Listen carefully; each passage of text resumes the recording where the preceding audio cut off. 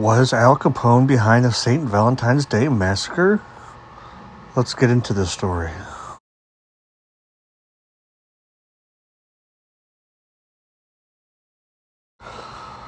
On a cold February morning in 1929, a group of known gangsters were gathered in a garage at 2122 North Clark Street, Chicago.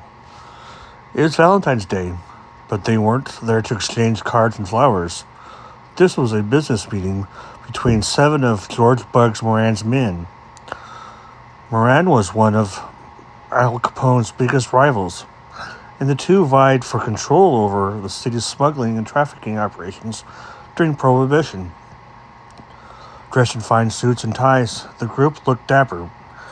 Each man carried a few $1,000s in cash to pay for a shipment of illegal booze they had been told would be delivered that morning. But this was no run-of-the-mill delivery. They were expecting to meet with their boss and two of his associates.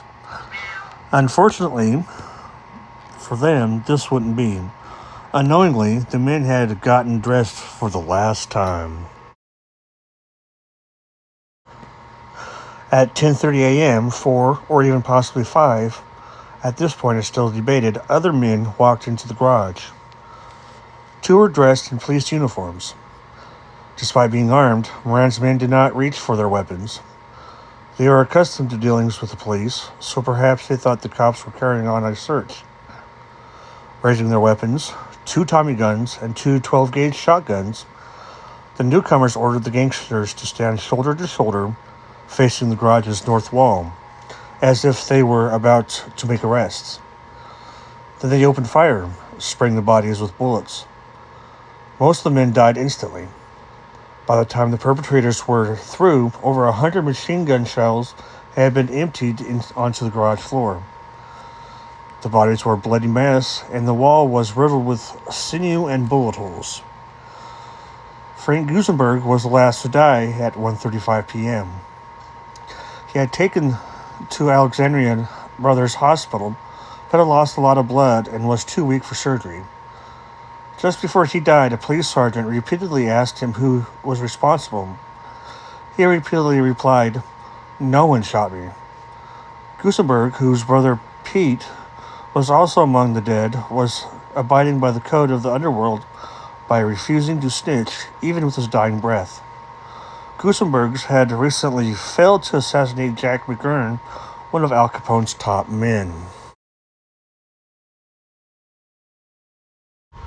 One man who avoided injury altogether was Moran.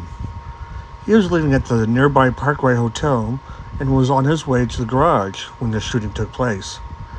It's believed that Moran was actually the primary target, but that the killer's lookout mistook one of the other 7 men for him, causing the shooters to arrive too early. 9 days after the massacre, Cook County's coroner, Dr. Herman Budinson, held an inquest into the deaths. Each man was shot at least 15 times, mostly in the back or the head. Some of them had also been shot while they were dying on the ground. Who were the shooters? Despite numerous witnesses seeing men coming out and going from the garage, no one had ever been convicted of the massacre. However, 2 men were charged with the crime: Jack Machine Gun McGurn and John Scalise, 2 of Al Capone's most trusted men. Both were later released due to lack of evidence.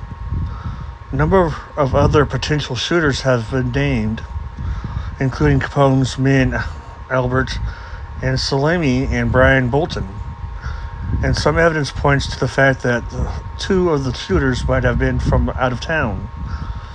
A manuscript written by Georgette Winkler, the wife of St. Louis mobster Gus Winkler, recounts how the couple moved to Chicago in 1927 along with Fred Killer Burke, and that on the morning of the massacre, 2 men were dressed in police uniforms, something they frequently used as a tactic in robberies. 2 years later, Burke was convicted of the murder of a Michigan police officer in an unrelated case. A leading ballistics expert studied the evidence from the case and found that the bullets and the shells that had been used matched those found in Valentine's Day's victims' bodies. The same gun and probably the same shooter had been present at both crimes. Burke was sent to prison for life for murder, but was never charged in relation to the Chicago massacre. The blonde alibi. Despite eyewitnesses placing him at the scene, Al Capone's chief bodyguard and hitman Jack McGurn got off, in large part because he had one of the most famous alibis of the 20th century. The blonde alibi, as soon as she became known, was McGurn's girlfriend Louise Rolfe.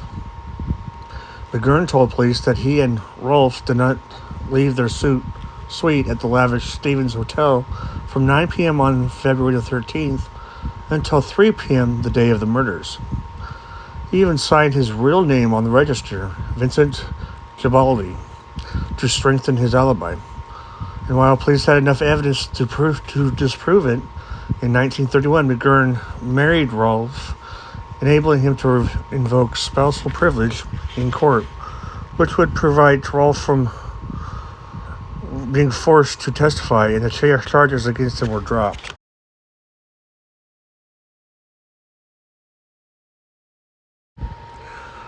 Where was Al Capone? Al Capone was a known rival of Moran's, and when the latter was tracked down the days after the massacre, he reportedly said, "Only Capone kills like that." With the finger pointing at him, the cops descended on his Lexington Hotel suite in his home at 7244 Prairie Avenue, but he wasn't there. Capone had been staying in Miami, Florida, over 1,000 miles away. Police checked his phone records, and there were no calls to Chicago made in the days just before or after the massacre. This was unusual. He normally placed calls to Chicago every day, but it made it hard for police to connect Capone with the killings. He even had a solid alibi for the exact time the shootings took place. He was having a meeting with a Dade County solicitor. Although the police never could pin the 1929 shootings on McGurn or Capone, the careers of both men dried up shortly after.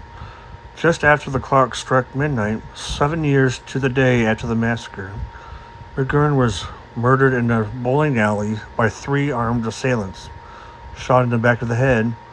By that time, Capone was already in prison serving a 6.5-year sentence for tax evasion.